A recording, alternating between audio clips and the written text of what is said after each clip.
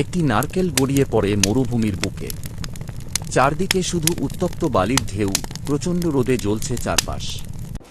দূর থেকে ধীরে ধীরে এগিয়ে আসে একটি ভয় পেয়ে যাওয়া, ক্ষুধার্ত ও তৃষ্ণার্ত চিতাবাঘের ছানা।